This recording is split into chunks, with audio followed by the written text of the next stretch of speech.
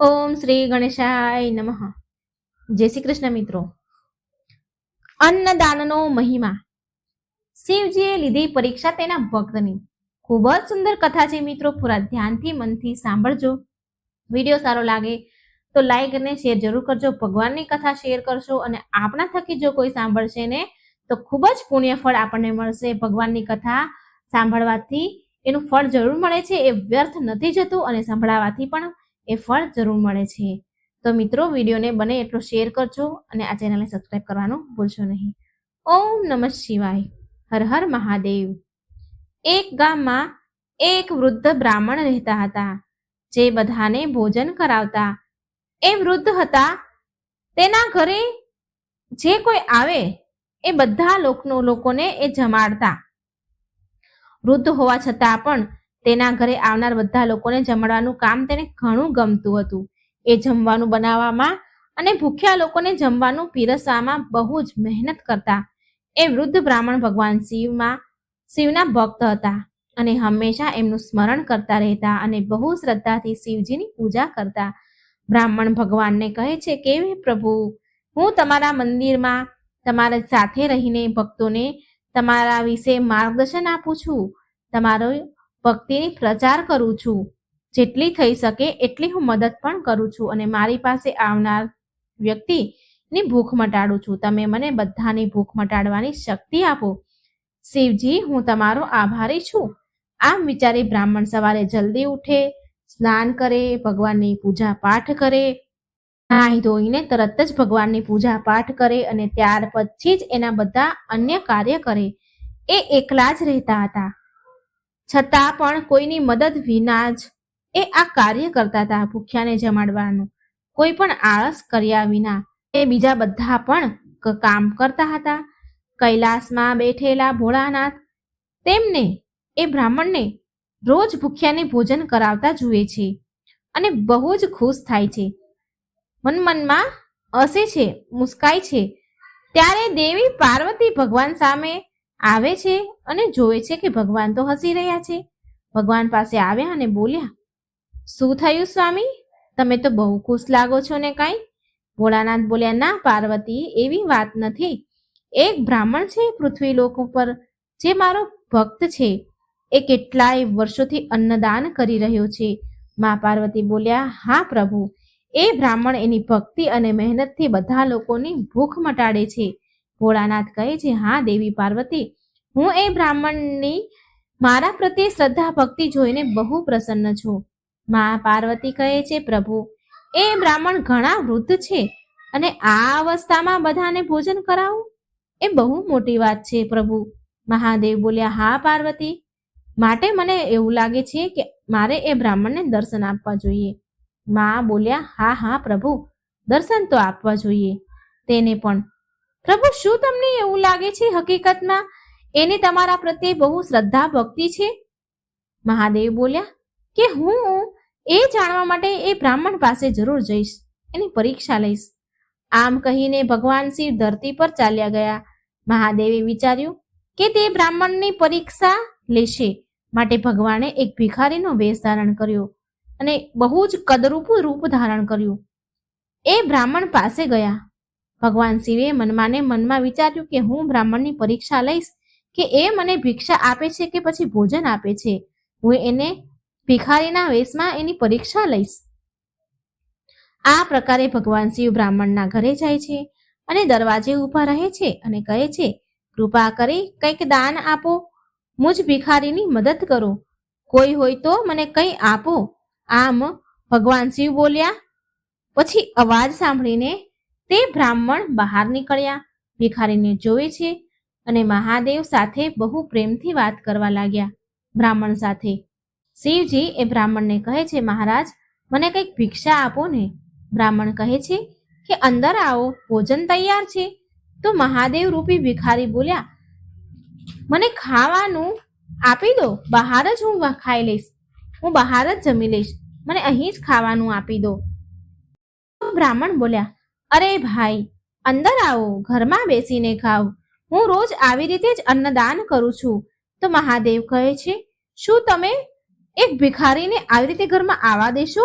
એટલે એ બ્રાહ્મણ બોલ્યા કે આટલો ભેદભાવ કરીને અન્નદાન કરવાનો કોઈ મતલબ નથી ભાઈ. ચાલો અંદર, તમારા માટે કઈ સારું ભોજન તૈયાર કરાવું છું. આમ કહીને એ ભિક્ષુક રૂપી ભગવાન શિવ ઘરની અંદર ગયા. બ્રાહ્મણે તેને બેસાડી દીધા. બ્રાહ્મણ બોલ્યા, હું હમણાં થોડી વારમાં જ તમારા માટે ખાવાનું લઈ આવું છું, ત્યાં સુધી તમે અહીં બેસો. ભિખારી રૂપી શિવજી બોલ્યા, શું તમે બરાબર કરી રહ્યા છો? તમે મારા જેવા લોકોને ઘરમાં બેસાડો છો અને તેને જમાડો છો? બ્રાહ્મણ બોલ્યા, જુઓ ભાઈ, ભોજન આપવા માટે ભૂખને જોવી પડે છે, બીજું બધું જોવાનું ન હોય. હું શિવજીનો ભક્ત છું, માટે મને કોઈ ભેદભાવ આવડતો નથી. આમ કહીને બ્રાહ્મણ રસોઈ ઘરમાં ગયા અને તેની માટે ભોજન બનાવ્યું અને લઈને આવ્યા અને પતરાળીમાં ભગવાન શિવને ભોજન પીરસ્યું, જેનાથી ભગવાન શિવ બહુ પ્રસન્ન થયા. ભોજન પૂરી રીતે શિવજી જમ્યા ત્યાં સુધી બ્રાહ્મણ તેની પાસે જ બેઠા અને ભગવાન શિવને કહ્યું, હવે વધારે કંઈ બીજું ખાવું છે? પછી બ્રાહ્મણે જે પણ જમવાનું બનાવ્યું હતું એ બધું જ શિવજીને પીરસ્યું અને પેટ ભરીને શિવજીને જમાડ્યા.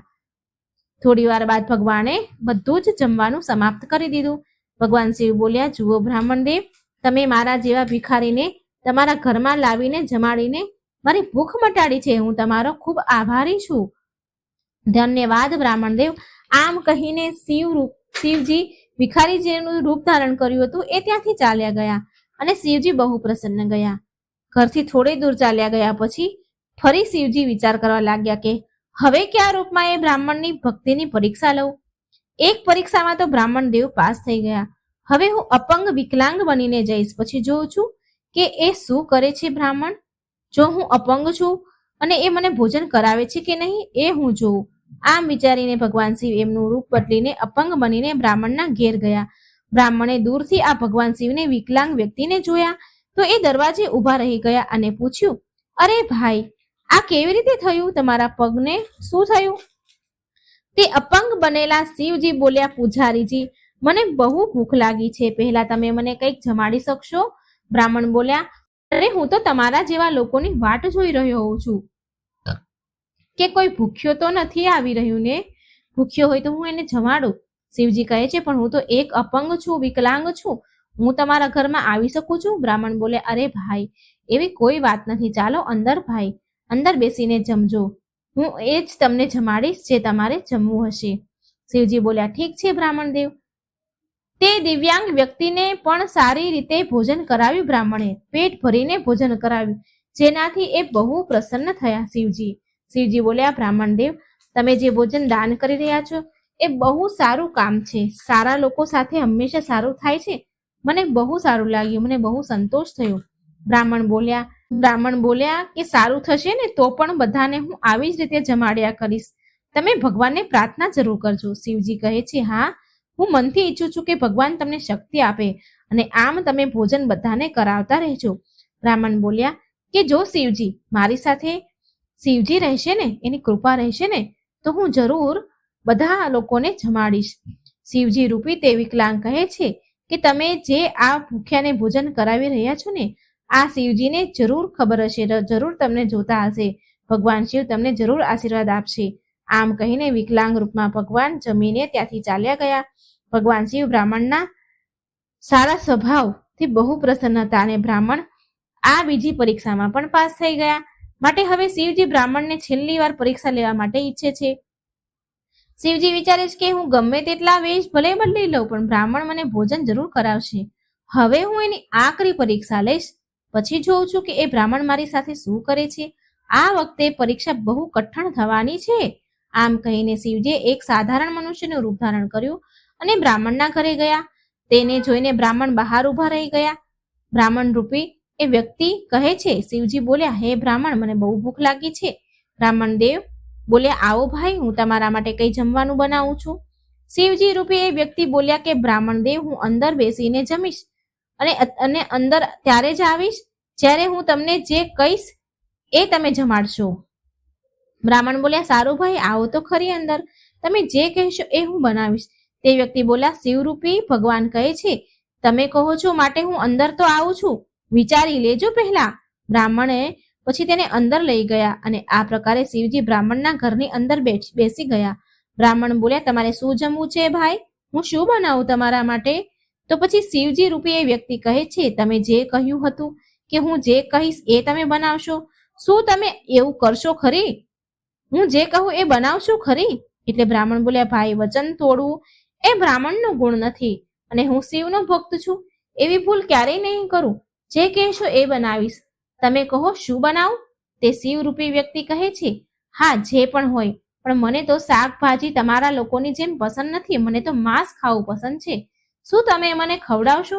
આ સાંભળી બ્રાહ્મણ તો થોડી વાર સ્તબ્ધ રહી ગયા, ચકિત થઈ ગયા, મૂંઝવણમાં મુકાઈ ગયા. તેને કંઈ સમજાયું નહીં કે એ શું કરે. બ્રાહ્મણ બોલ્યા કે હું જો તમારી ભૂખ મટાડવા કોઈ જીવને મારી ન શકું એ તો પાપ છે, માટે હું આવું પાપ નહીં કરું ભાઈ.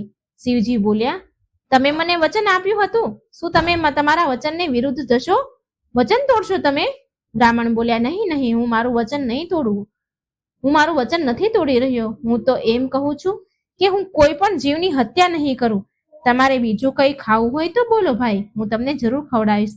શિવરૂપી એ વ્યક્તિ કહે છે, ઠીક છે, મારે જાનવરોનું માંસ નથી જોઈતું, મને માનવનું માંસ આપી દો. બ્રાહ્મણને ફરી આશ્ચર્ય થયું, પરંતુ તેને સમજમાં ન આવ્યું કે એ શું કરે. બ્રાહ્મણ બોલ્યા કે આનો મતલબ કે તમે મનુષ્યનું માંસ ખાવા માંગો છો? શિવરૂપી એ વ્યક્તિ કહે છે કે તમને જે સમજાય તે, પણ મને માનવનું માંસ બહુ પસંદ છે. બ્રાહ્મણ બોલ્યા કે માનવનું માંસ ક્યાંથી લાવવું હું ભાઈ? જીવતા લોકોને નુકસાન પહોંચાડવું એ ઠીક નથી. મેં ક્યારે કોઈને ભૂખ્યા મોકલ્યા નથી મારા આંગણેથી ખવડાયા વગર કોઈને મેં પાછા જવા નથી દીધા, પણ હવે આવું કરું એ મારા માટે બહુ મોટું પાપ છે. હું કોઈ જીવ હત્યા ન કરી શકું. એટલામાં એ વ્યક્તિને એક ઉપાય સૂઝ્યો અને બોલ્યો કે તમારું માંસ પકાવીને આપી દો. બ્રાહ્મણ બોલ્યા, અરે ભાઈ, આ પણ એક જીવને હાનિ પહોંચાડવાનું જ કામ છે ને. તો શિવરૂપી એ વ્યક્તિ કહે છે કે આનો મતલબ કે હું મારી પસંદનું નહીં ખાઈ શકું, તમે મને નહીં ખવડાવો? બ્રાહ્મણ બોલ્યા, નહીં નહીં, એવું નથી ભાઈ, હું કોઈને દુઃખી નહીં કરી શકું, હું કોઈને દુઃખ નથી પહોંચાડી શકતો, માટે હું તમને મારું માંસ પકાવીને તમારી ભૂખ મટાડીશ અને પછી તમે સંતોષપૂર્વક ભોજન કરજો અને હું પણ ખુશ ને તમે પણ ખુશ. જ્યારે બ્રાહ્મણ આમ બોલી અને આવું બોલ્યા એટલે ભગવાન શિવને ખૂબ આશ્ચર્ય થયું અને બોલ્યા, શું સાચુમાં તમે તમારા શરીરનું માંસ મારા માટે પકાવશો? બ્રાહ્મણ કહે છે, હું હમણાં જ બનાવું છું. આમ બોલી બ્રાહ્મણ ચાકુ લે છે અને એનો પગ કાપવાનો જ હતો કે અચાનક ભગવાન શિવ તેમના અસલ રૂપમાં પ્રગટ થયા. ભગવાનને જોઈને એ બ્રાહ્મણ ગદગદ થઈ ગયા, આંખમાં આંસુ આવી ગયા અને બોલ્યા, અરે શિવજી, તમે શું ખરેખર તમે જ છો? મહાદેવ તમે જ છો? શું તમે મને દર્શન આપવા માટે આવ્યા છો? શિવજી બોલ્યા, હા બ્રાહ્મણ દેવ, તમારી ભક્તિ અપાર છે અને અન્નદાન પણ બહુ મહાન કામ છે. બ્રાહ્મણ બોલ્યા, હે શિવજી, તમે મારી પરીક્ષા લેવા માટે આવ્યા હતા? શિવજી બોલ્યા, હા, હું એ ભિખારીના રૂપમાં પછી વિકલાંગના રૂપમાં આવ્યો હતો. હું તમારી દયા અને ભક્તિથી બહુ પ્રસન્ન છું, માટે મેં તમને દર્શન દીધા. બ્રાહ્મણ બોલ્યા કે આજે મારો જન્મ સફળ થઈ ગયો પ્રભુ. ભગવાન શિવના આવી રીતે પ્રગટ થવાથી બ્રાહ્મણ બહુ પ્રસન્ન થયા અને ખૂબ આશીર્વાદ આપી અને ભગવાન અંતર ધ્યાન થઈ ગયા. તો મિત્રો, કેટલો અન્નદાનનો મહિમા છે તમે જાણ્યું ને. જો તમને મિત્રો વિડીયો સારો લાગે તો લાઈક કરજો, શેર કરજો અને આ ચેનલને સબસ્ક્રાઇબ કરવાનું ભૂલશો નહીં. જય શ્રી કૃષ્ણ, રાધે રાધે. Thank you.